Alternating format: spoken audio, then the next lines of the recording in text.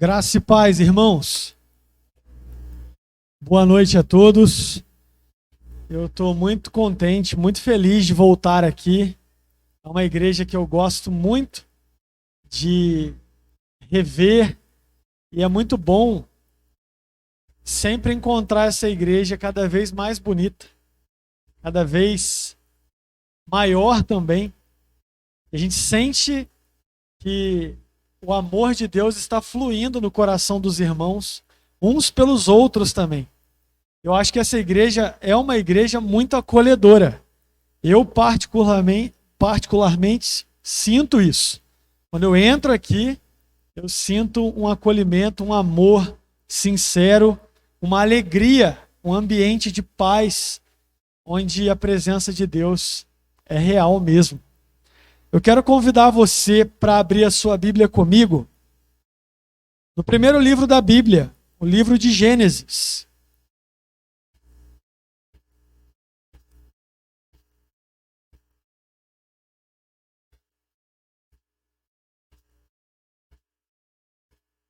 Quero aproveitar para agradecer ao conselho da igreja pela oportunidade. Agradecer ao pastor Bruno. É uma honra estar aqui com vocês, viu, irmãos? Gênesis, capítulo 6.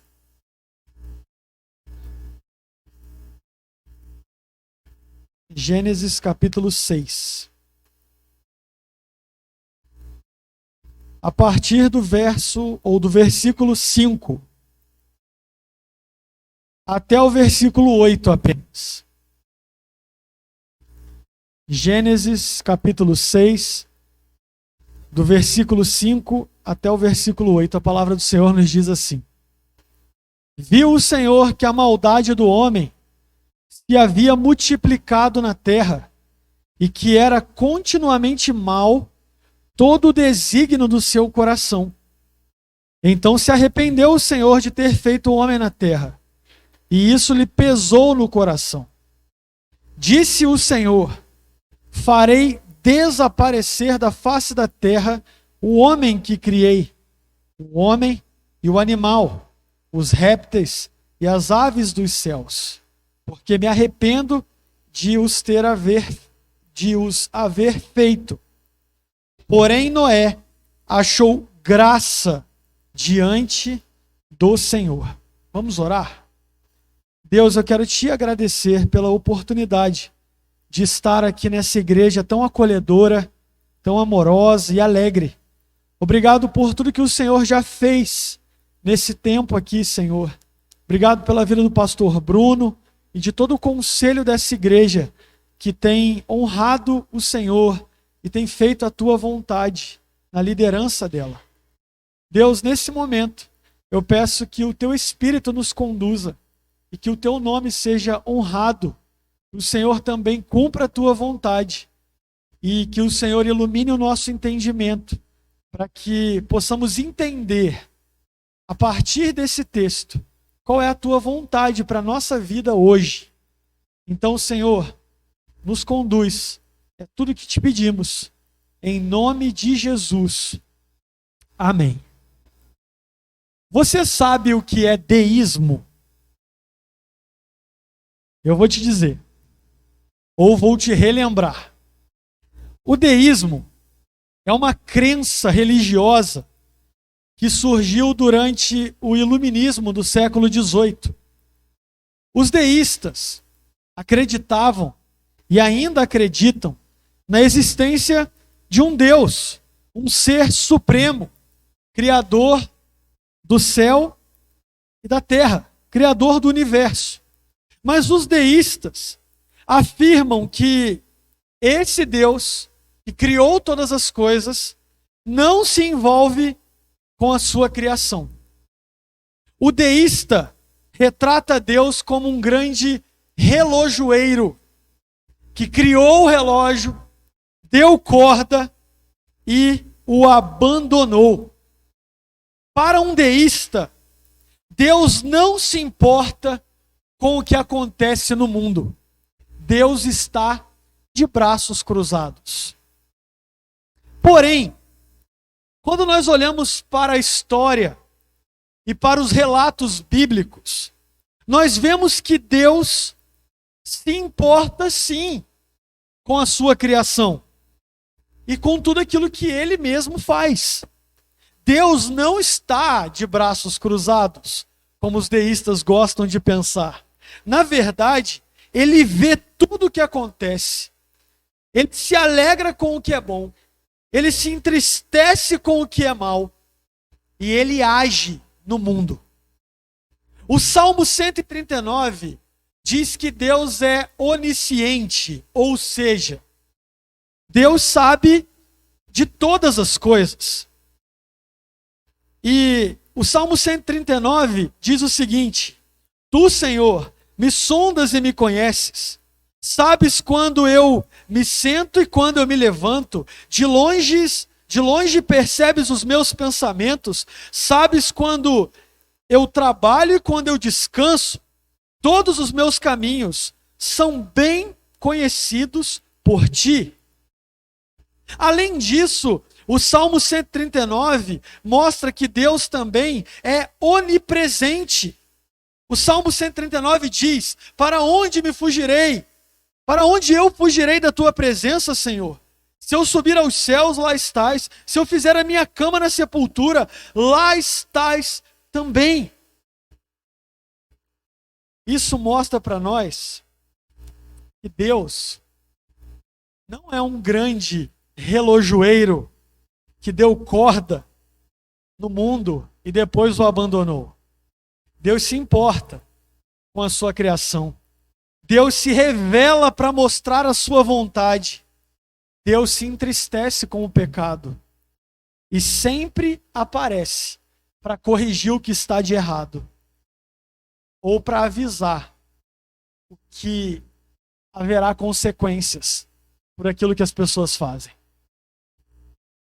A humanidade nos dias de Noé estava corrompida e cheia de maldade, diz o texto. A perversão moral e sexual era muito grande.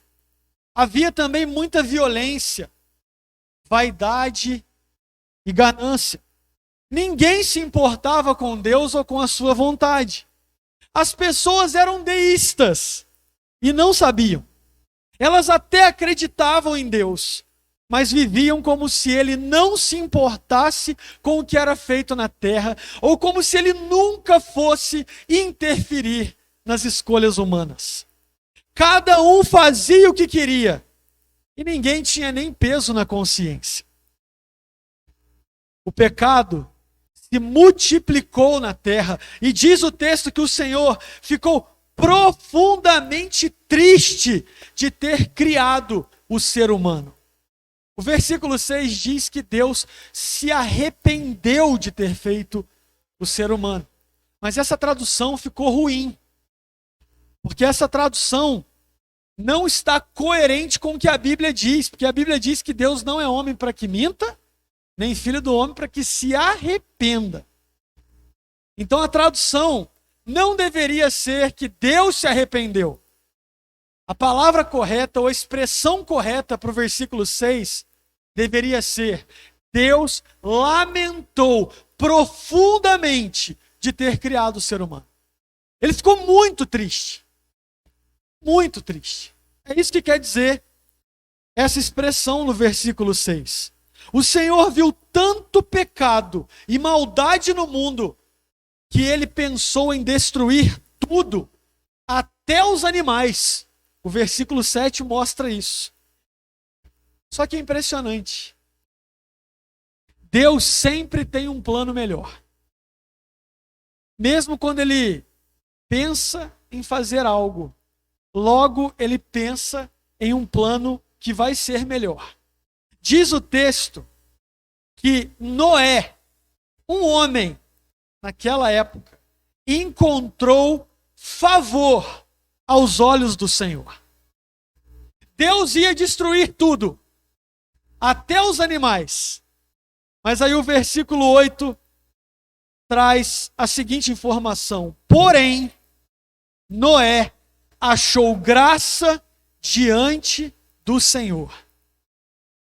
Isso significa que, por causa da graça de Deus, Noé foi preservado de toda a destruição que viria. Deus olhou para Noé com graça e resolveu, a partir dele, recomeçar a história do seu povo. É interessante que talvez você nunca tenha parado para prestar atenção nisso, mas o livro de Gênesis começa muito semelhante ao livro de Êxodo. Porque logo aqui no início do livro de Gênesis, Deus escolhe um homem para que a partir dele ele recomece a história do seu povo. E no livro de Êxodo, no começo do livro de Êxodo, você encontra também Deus escolhendo um homem, que era apenas um menino, para recomeçar a história do seu povo a partir dele também. Enquanto Deus põe Noé dentro de uma arca, ele põe Moisés dentro de um cesto. E a palavra para arca e para cesto são sinônimas na Bíblia. Interessante isso, né? É o que Deus faz.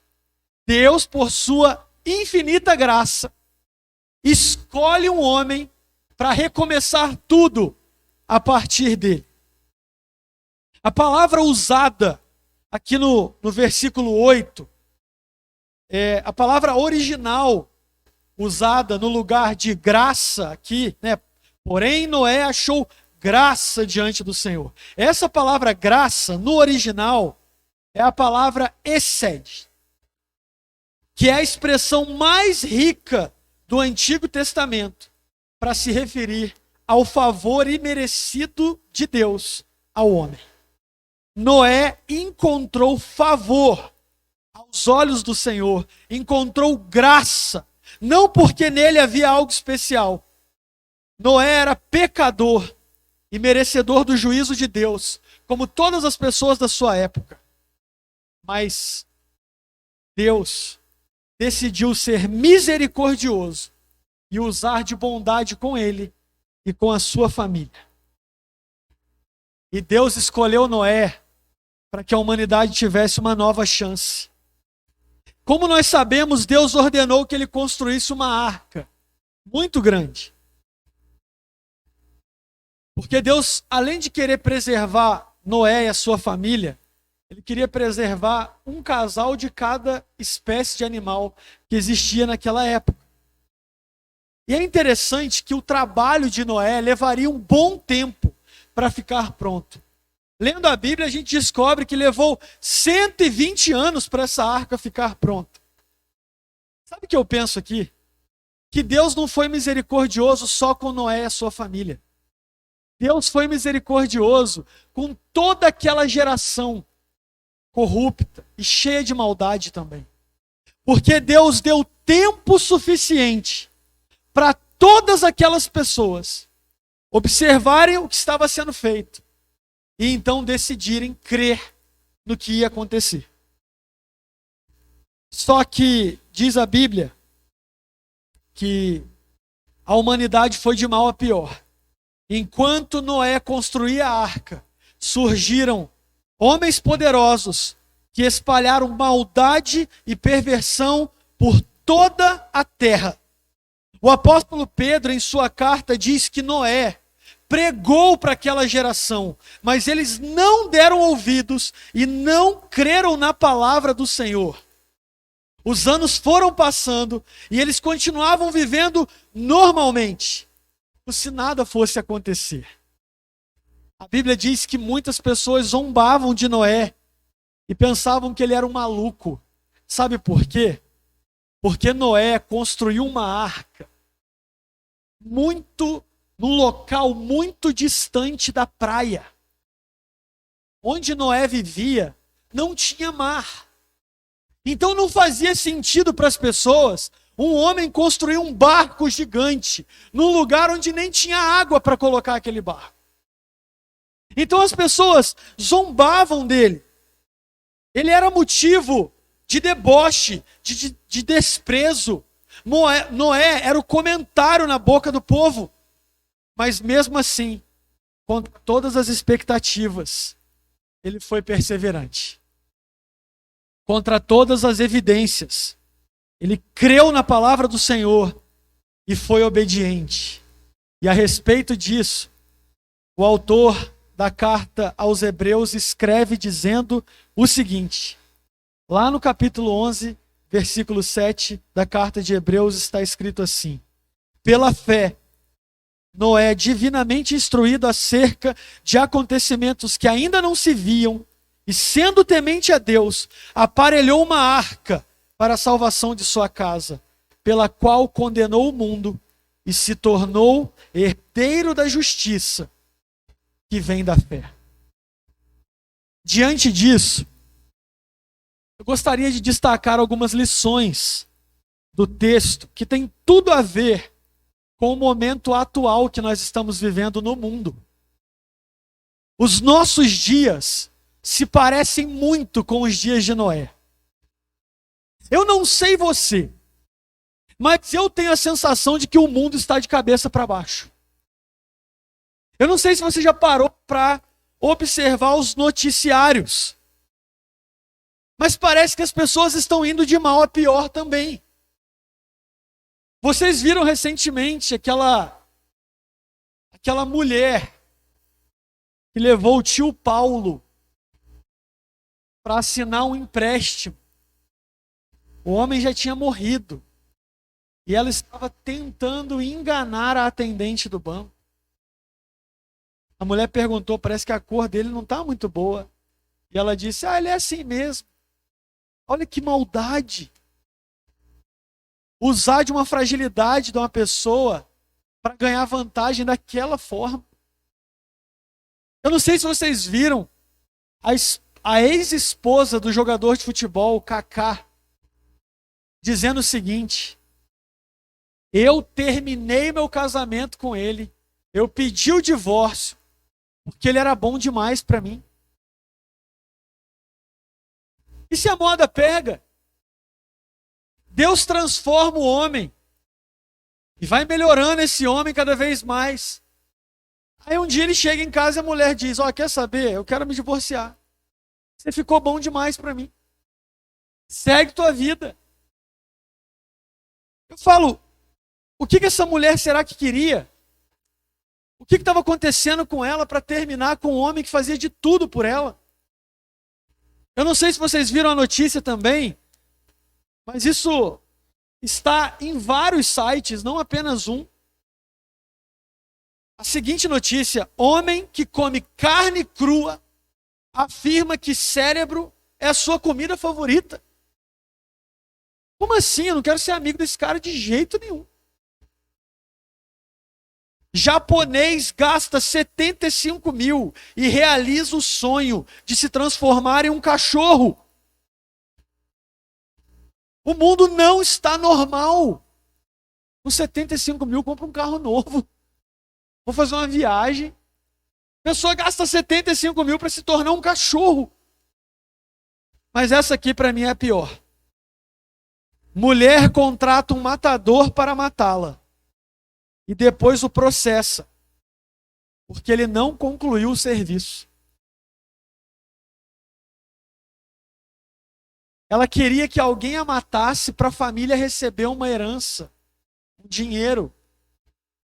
E tinha direito se ela morresse. Acho que é um dinheiro de um seguro de vida.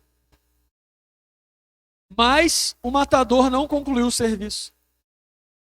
E ela o processou. Ou seja, ela não morreu e ainda gastou o dinheiro para processar o matador e para pagar o serviço que ele não fez também. É um absurdo, mas é verdade, isso está acontecendo. Parece que o mundo está do avesso. Os valores morais estão sendo esmagados. E parece que Deus não é mais necessário para as pessoas. Ou Deus é visto apenas como um ser bonzinho, que fica feliz quando eu estou feliz. As pessoas querem um Deus que não se importa com o pecado. Um Deus que não deu opinião sobre a sua vida. Um Deus que só abençoa e não tem nada para dizer. Em Mateus 24, Jesus disse o seguinte: assim como foram nos dias de Noé, serão também os dias que precederão o meu retorno. Pois assim como nos dias anteriores ao dilúvio, comiam e bebiam, casavam, davam-se em casamento, até o dia em que Noé entrou na arca. Não o perceberam, até que veio o dilúvio e levou a todos. Assim também será a vinda do Filho do Homem. A conclusão que eu chego é que nós estamos vivendo os últimos dias, irmãos. Assim como nos dias anteriores ao dilúvio, nós estamos vivendo os dias que antecedem a volta de Cristo. Vocês estão vendo os noticiários sobre o que está acontecendo no Rio Grande do Sul. A maior tragédia ambiental, a maior tragédia do estado. E hoje eu vi um vídeo de uma mulher zombando do que estava acontecendo lá. Por questão política. Ela estava zombando. Só porque aquelas pessoas votaram no candidato que ela não tem apreço nenhum. As pessoas que estavam sofrendo estavam sendo motivo de deboche numa live. E você pensa que não tinha gente vendo, curtindo e comentando favoravelmente ao que a mulher estava dizendo? Gente rindo do sofrimento alheio. Eu olho para essas coisas, eu penso, Senhor, tem misericórdia. Tem misericórdia da nossa geração. E Senhor, Maranata, volta logo. Porque está difícil demais ver tanta maldade nesse mundo. Mas a primeira coisa que eu quero que você guarde, a primeira coisa que nós precisamos entender a partir desse texto é que, assim como Noé, nós só seremos salvos pela graça de Deus, através da fé. Como eu estava dizendo, Noé e sua família foram poupados porque Deus olhou para eles com graça. É exatamente isso que Deus faz conosco. Deus não nos amou por causa de algum mérito. Deus nos amou e continua nos amando, apesar dos nossos deméritos. Deus não nos amou ou nos escolheu por causa do que somos, mas Ele nos amou e nos escolheu apesar do que nós somos. Deus foi gracioso demais comigo, foi gracioso demais com você. Não há mérito em nós pela salvação. Assim como Deus decidiu olhar para Noé com graça, em algum momento da sua história, Deus olhou para você com graça também. E graça é favor imerecido. Se hoje você está aqui, acredite, é porque o Senhor amou você e atraiu você para perto dele. Noé foi salvo daquele dilúvio pela graça de Deus, não por causa dele. E uma outra coisa que a gente vê ainda nesse ponto é que o texto diz que Noé creu na palavra do Senhor. Ele creu que Deus iria destruir a humanidade. Ele creu no dilúvio. Ele creu que a arca era o único meio de escapar do juízo de Deus. E assim ele foi salvo pela fé. Comigo e com você não é diferente também. Primeiro nós entendemos que Deus foi gracioso conosco. Também nós entendemos que Deus enviou o seu Filho ao mundo para perdoar a dívida do nosso pecado. E agora, nós cremos que Jesus é o único meio de nos livrar do juízo de Deus, que virá não mais com o dilúvio, mas com o fogo do inferno. Se crermos que Jesus é o nosso único meio de ir até Deus, é o nosso único Senhor e Salvador, se crermos que um dia Ele virá, se crermos que Ele é o único meio de nos salvar, então nós teremos o privilégio de entrarmos na arca celestial, onde viveremos para todo o sempre. A única maneira de eu e você escaparmos do juízo de Deus é por meio de Cristo. E não há nada em nós que faça Deus olhar para nós e dizer: esse merece, ela merece. Não. Se você veio até aqui, é porque o Espírito Santo está agindo no seu coração dia após dia. Se você não desistiu da fé, é porque o Espírito Santo está agindo em você e em mim também, dia após dia. Porque a verdade, irmãos, é que se dependesse de nós, nós já teríamos nos distanciado do Senhor e corrido para bem longe dele. Então a primeira coisa que nós precisamos entender é que seremos salvos pela graça, através da fé. E isso é mérito do Senhor. A segunda coisa que eu queria destacar é que a paciência de Deus tem um limite. Quando Deus decide enviar o dilúvio sobre a terra, dois sentimentos estão em seu coração: tristeza e ira. Porque o pecado na terra é um escândalo no céu e desperta a ira de Deus.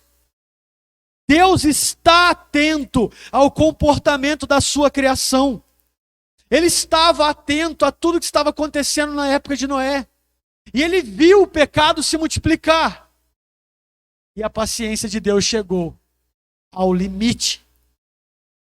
Nós podemos nos esquecer, irmãos, que Deus é um Deus de amor. É um Deus cheio de graça. Mas a Bíblia diz que Ele também é o justo juiz. Quando lemos no livro de Apocalipse, lá no capítulo 16, que a ira de Deus é como um cálice, isso significa que esse cálice está se enchendo e uma hora vai transbordar. Imagine um cálice e a ira de Deus está dentro. As coisas vão acontecendo no mundo e parece que Deus não vai fazer nada. Tem horas que eu olho para o cenário político do Brasil e eu falo: Senhor, o perverso prevalece. O injusto tem vantagem. E pessoas de bem sofrem. E parece que o Senhor está de braços cruzados. Mas a verdade, irmãos, é que Deus tem o tempo certo para fazer tudo. Ele está observando toda a maldade no mundo. E a sua ira é como um cálice. Está enchendo pouco a pouco. E haverá um momento que esse cálice vai transbordar. Haverá um momento que Deus vai punir todos aqueles que fizeram o mal, que se rebelaram contra Ele e que não se arrependeram dos seus pecados. As pessoas precisam entender que o mesmo Senhor que ressuscitou e subiu ao céu cheio de graça e amor, voltará um dia para exercer juízo. Entenda uma coisa: quando Jesus aparecer no céu novamente, Ele só vai tratar com misericórdia aqueles que pertencem a Ele, aqueles que se entregaram a Ele. E terá muitas pessoas que vão gritar de desespero, gritar por perdão, vão justificar suas boas obras. Gente que está dentro da igreja vai dizer: Senhor, nós profetizamos, nós participávamos do culto, a gente tinha ministério, Senhor. A gente fazia um monte de coisa legal na igreja. E Jesus vai dizer: apartai-vos de mim, malditos de meu Pai, eu nunca vos conheci. Gente que se diz crente, mas que não é filho de Deus. Quando Jesus voltar, não vai haver misericórdia mais. Na época de Noé, Deus deu a chance para aquela geração que não aproveitou. Mas quando o dilúvio veio, a porta da arca já estava fechada. E não haveria quem conseguisse abrir. Deus é assim, Ele é muito sério. Ele nos dá oportunidades. Mas se a gente não muda de comportamento, prejudicados somos nós. Sempre seremos nós. A terceira coisa que eu quero destacar é que no meio de uma geração corrompida, Deus nos chama para sermos íntegros e obedientes a Ele. Eu já disse para você que a causa de Noé e de sua família serem preservados, é a graça de Deus. Mas eu também tenho que te dizer que Noé era um homem diferente. O versículo 9 diz assim: Noé era um homem justo e íntegro entre os seus contemporâneos. Noé andava com Deus. Ainda que a causa da nossa salvação seja a graça de Deus, isso não elimina o fato de que a gente precisa andar com o Senhor e corresponder ao que o Senhor fez por nós, vivendo com integridade. No meio de uma geração corrupta, Deus nos chama para sermos íntegros e obedientes a Ele.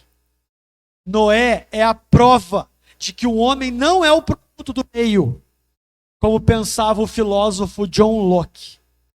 Noé viveu num tempo em que os valores morais foram esmagados e a verdade era desprezada.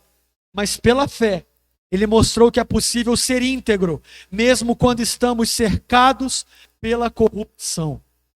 Noé andava com Deus numa época em que a sua geração virou as costas para Deus. Ele não deixou que as ideologias e as práticas pecaminosas do seu tempo contaminassem a sua mente e o seu caráter. Deixa eu te dizer uma coisa. A integridade nunca vai ser bem-vinda. Gente íntegra incomoda. Um funcionário honesto é uma ameaça para uma equipe corrupta. Um casal de jovens que se respeitam e namoram com pureza são inadequados para uma sociedade sem limites sexuais. Gente íntegra incomoda. Se você decidir andar com Deus e ser uma pessoa íntegra em tudo aquilo que você faz, você vai incomodar muita gente. Agora, o que é triste é ver que tem muita gente que vai na igreja, canta louvores, participa de programações da igreja, mas é crente só na igreja. Gente que é um anjo na igreja, mas é um demônio em casa. Gente que na igreja se dedica, mas no trabalho dá um péssimo testemunho. A igreja está cheia de gente assim, que ocupa o banco, mas não está ocupando o céu. Porque não é um cristão de verdade. É só um religioso. No meio de uma geração corrupta, Deus nos chama para sermos íntegros, ou seja, inteiros, completos. O que nós somos na igreja, nós somos em casa. O que nós somos em casa, nós somos no trabalho. Integridade é isso. Não tem como ser íntegro e ser um cristão parcial.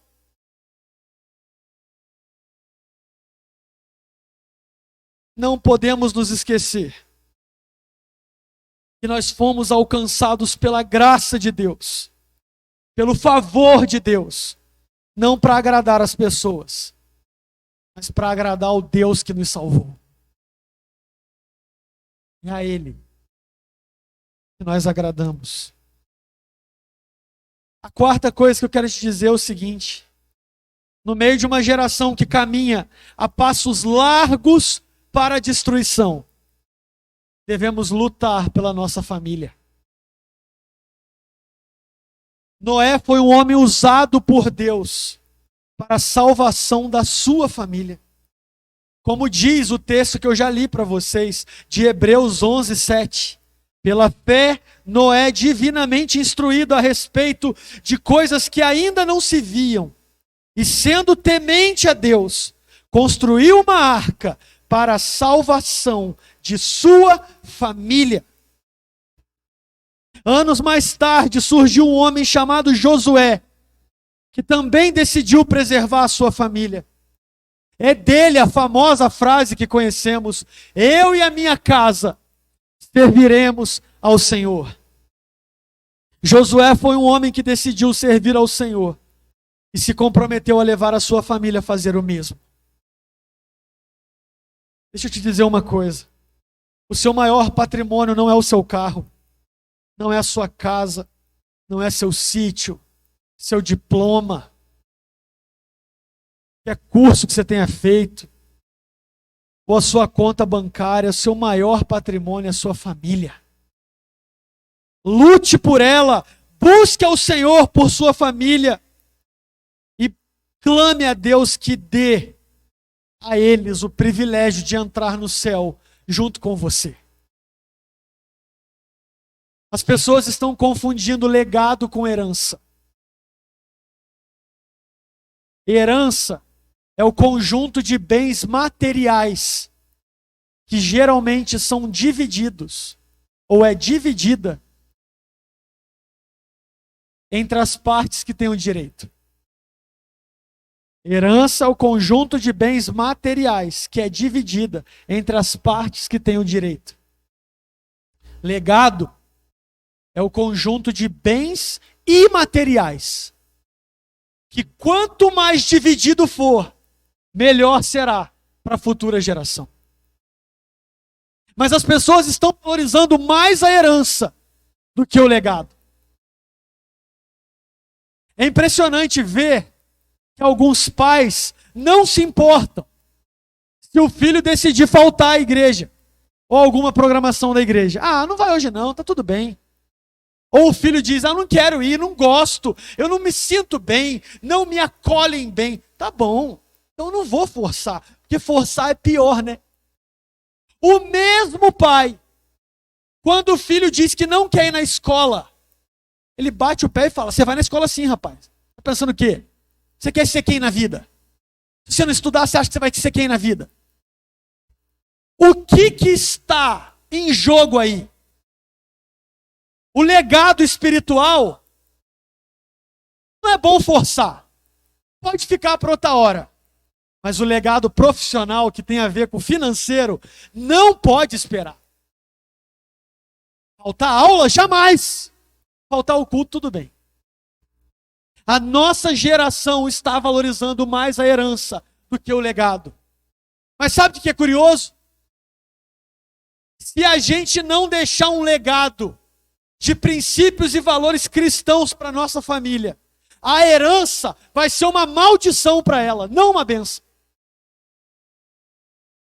Agora, quando a gente deixa um legado de princípios e valores cristãos, quando a gente ensina a nossa família a buscar o Senhor e dar exemplo para isso, mesmo que tenha herança, a herança vai ser dividida ou vai ser usada de um jeito que agrada o Senhor, porque o que preserva uma herança sadia é um legado que honre o Senhor.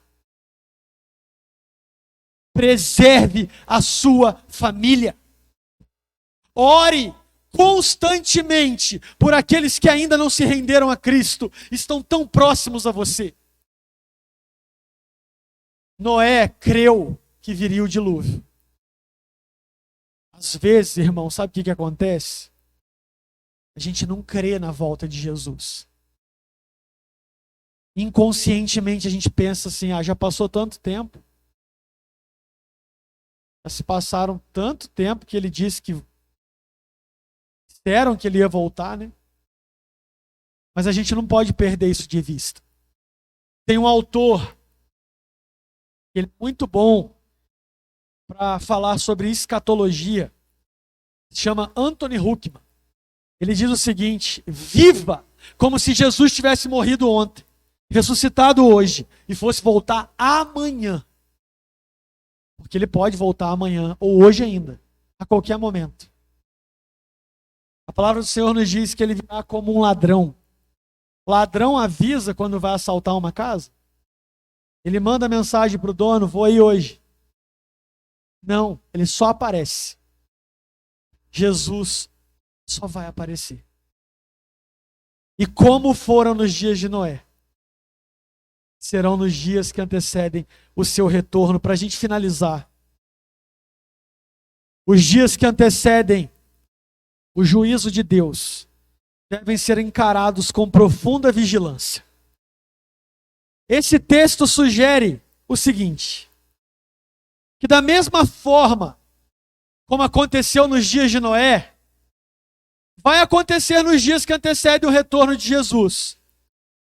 Ou seja, a maioria das pessoas no mundo estarão despreparadas. Assim como um ladrão chega de surpresa, a volta de Jesus será inesperada. O autor do livro A Arte da Guerra escreveu há muito tempo atrás o seguinte: a distração é uma das estratégias mais poderosas do inimigo para vencer uma batalha. E hoje eu creio que essa tem sido uma das estratégias mais eficazes do diabo, a distração. Ele distrai as pessoas para que elas sejam surpreendidas com a derrota um dia.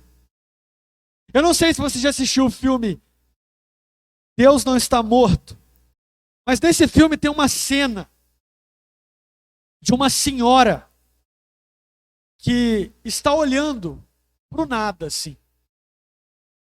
E o filho dela, que não crê em Deus, está observando aquela senhora. E ele debocha dela, por causa daquela situação. Ela é uma senhora que vive o tempo todo olhando para a parede. Ela tinha, sim, algum problema psicológico.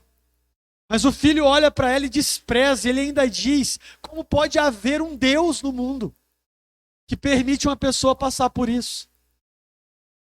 Aí, num determinado momento, a senhora, claro que usada por Deus, diz o seguinte: às vezes o diabo permite que as pessoas vivam sem problemas, porque não quer que recorram a Deus.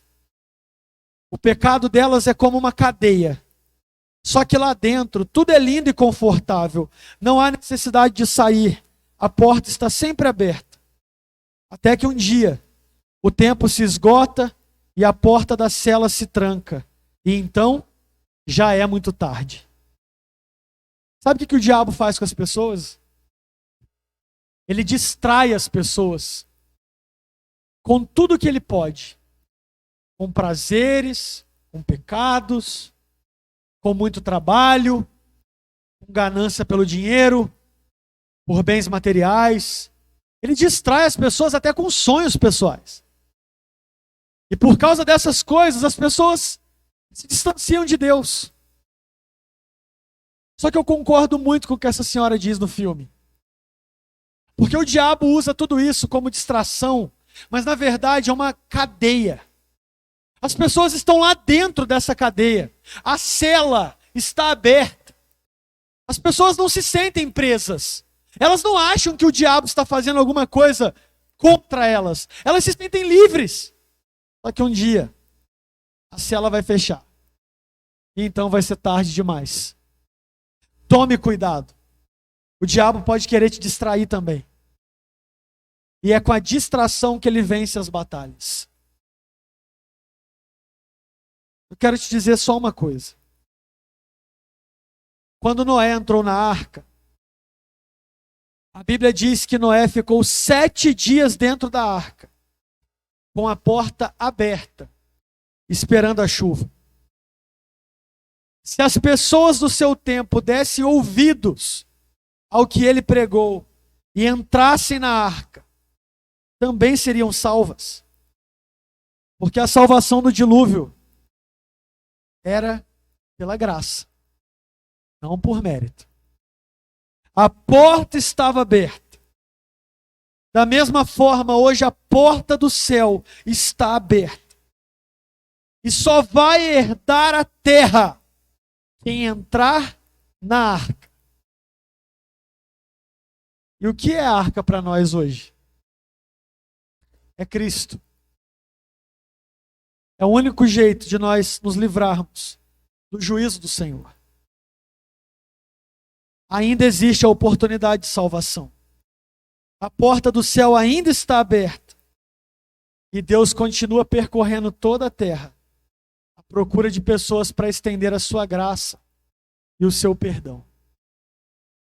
Eu quero te desafiar essa noite a olhar para si mesmo e perceber se você está valorizando tudo aquilo que a palavra do Senhor nos ensina. Você realmente crê na volta de Jesus? Você está vivendo de acordo com essa verdade, com essa promessa? Como está a sua família? E lembre-se, enquanto existe a oportunidade que Deus use eu e você para pregar para essa geração, ainda que eles não ouçam, como não ouviram Noé, mas quem sabe Deus nos dê um privilégio melhor do que o de Noé, de nós vermos pessoas se convertendo e se rendendo a Cristo por meio da nossa pregação. Que Deus use a sua boca para que você viva o privilégio de ver pessoas se rendendo a Cristo. Quero convidar você para fechar os seus olhos e agradecermos ao Senhor. Pai, eu te agradeço por essa noite. Agradeço pelo privilégio de estar aqui para pregar aos meus irmãos, pregar a tua palavra ao coração desses preciosos irmãos. O meu pedido, Pai, é que o Senhor me ajude também a entender que a palavra do Senhor anuncia o tempo todo que o Senhor cumpre aquilo que promete.